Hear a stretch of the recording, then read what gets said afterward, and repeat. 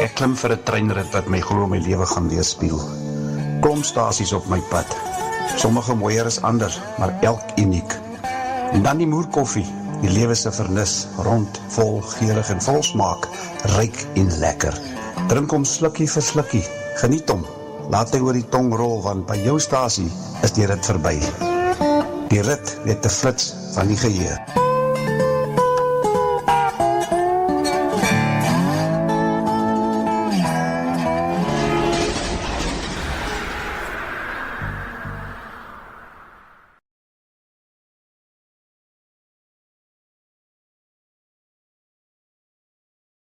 Jy's my vriend, hoe ek dinge daar by jou.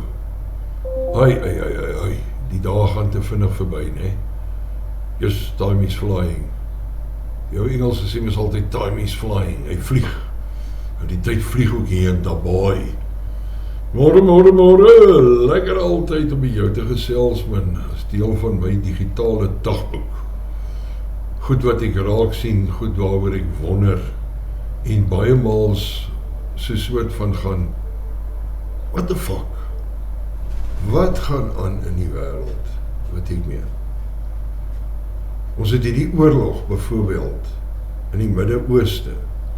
Daar soveel rolspelers is so die mekaar spil. Maar een ou staan soos 'n paal bo water en dit is hierdie man met die blonde kuif.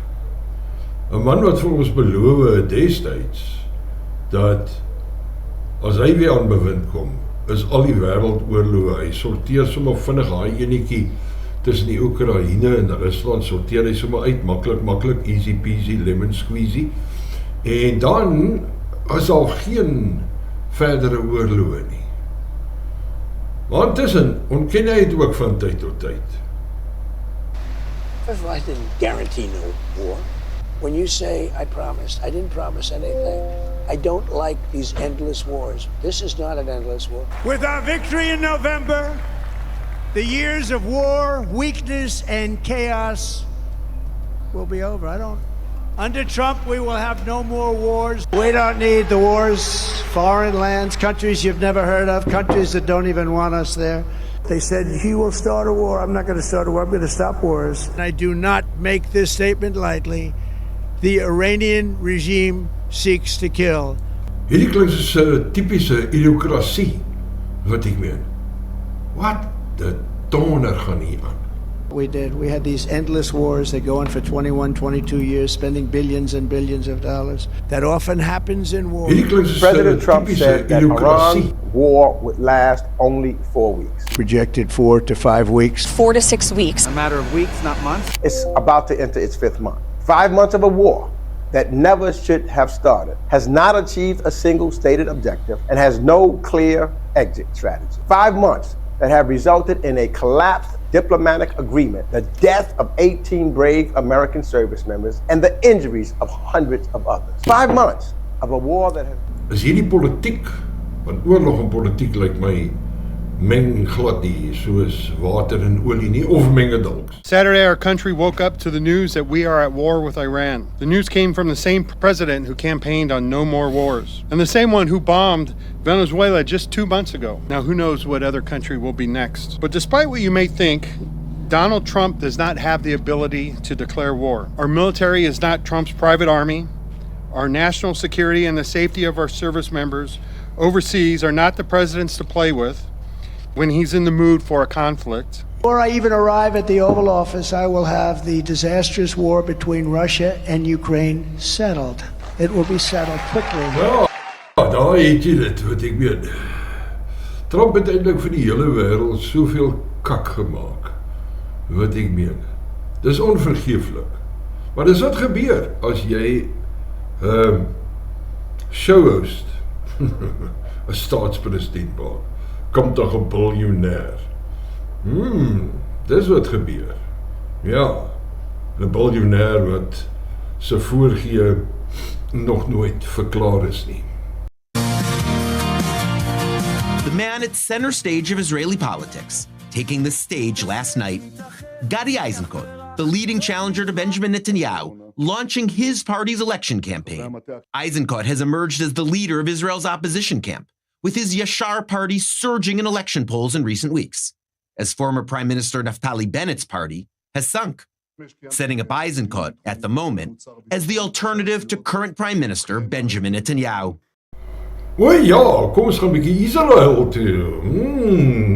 Netanyahu natuurlik Donald Trump se favourite broeder as dit kom by oorlog maak. Hierdie man het absoluut 'n lus wat net nie geblus kan word vir oorlog nie. Hulle wil nasies uitwis en hulle wil almal net eenvoudig bom. Hulle bom almal. Jy weet, daar was mos al dreigemente gewees. Israel is nie deel van die wêreld atoom energie wapen klaskamertjie nie. Hulle het blykbaar kernwapens, hulle praat nie graag daaroor nie. Maar Iran mag toch net nie 'n kernwapen hê nie. Nou ons het hierdie jare al, of hierdie maande gehoor, verlede jaar en in hierdie jaar ook met al die aanvalle, dat daar is hierdie verskriklike, hier's hierdie verskriklike bedreiging vanaf Iran, want hulle gaan 'n atoombom bou. Israel wil nie oor hulle sin praat nie, hulle mag dit eintlik nie hê nie, maar Iran mag dit ook hê nie, want hulle is blykbaar meer gewelddadig, die moslims, as Israel self. En dit sal oor en oor bewys, dis absolute twak. Maar, daar is 'n verkiesing op pad, en hierdie man, hy staan aan hoof van sy party, en hulle gaan Netanyahu die stryd aan sê in Oktober. En dan is daar hierdie ou, what a man. Luister net wat het hy te sê. Let's talk about the future. Israel is heading to election in this coming month. There will be the most dramatic, the most crucial, and the most intense the country has ever seen. One of the questions I get asked more than any other is what will be the difference between our future government and the current one, between the government of Netanyahu, Ben-Gvir, and Smotrich, and the government where Naftali Bennett is Prime Minister, Gadi Eisenkot is Minister of Defense, and I am Foreign Minister. So I want to give you my to-do and don't list for the government of Israel. Here is the not-to-do list for an Israeli government if you don't want to witness a complete collapse of the country's international standing. If a minister in your government says a nuclear bomb should be dropped on Gaza, fire him. If a minister in your government says there are circumstances in which it is acceptable to starve a civilian population, fire him. If a minister stands over a large group of handcuffed activists lying on the floor of a detention facility, waving a flag and mocking them, fire him. If children die in a war in which you are involved, say you're sorry and mean it. It doesn't weaken your moral standing, it strengthens it. Children should not die in wars started and fought by adults. If extremist settlers riot, beat, and kill Palestinians in Judea and Samaria and impose Jewish terror there, send in 2 battalions and 300 police officers and put an end to it. It's not that complicated. If the President of the United States attacks other countries without regard for political correctness, that does not mean you can do the same. Ja, dit is hoe dit is daar in Israel, maar hierdie ou is absoluut wêreldklas, wat ek meen. En dit is so verligtend om te sien dat ons nog sulke mense aan hoof van politieke sake het. En ek glo nie hy gaan soos die agbare Trump net so omdraai nie. Jy kan sien hierdie is 'n man van inbors, hy is nie 'n smeerbol nie, man. So, Israelse verkiesings, elections, op die draai, Oktober maand. En wie gaan die hardste beklei in daai ene? Natuurlik Netanyahu. Want as jy sy trek rekord mooi bekyk, en daar sekere presidente wat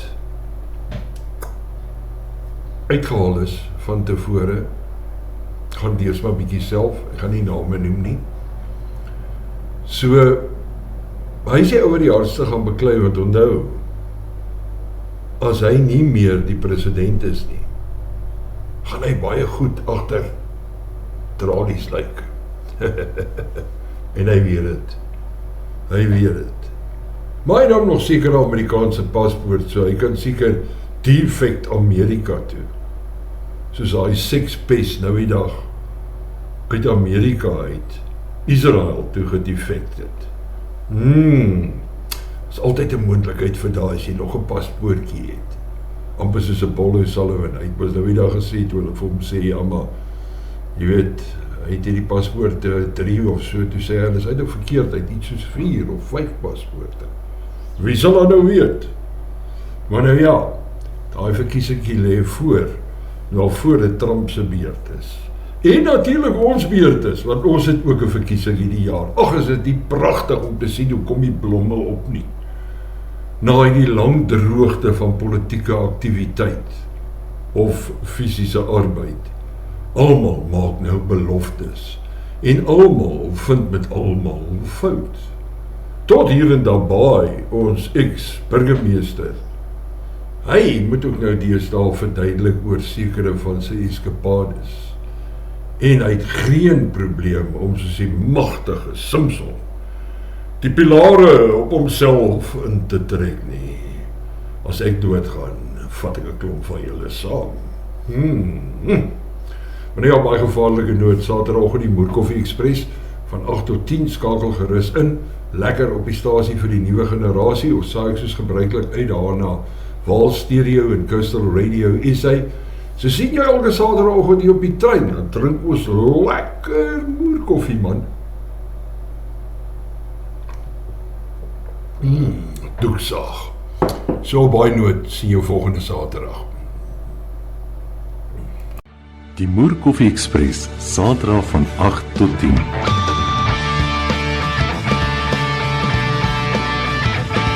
Een ontbytprogram met 'n verskil.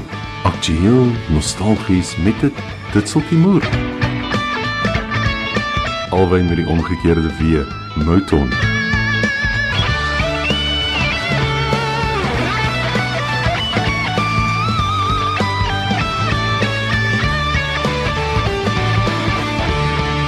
Net hier op Radio Suid-Afrika.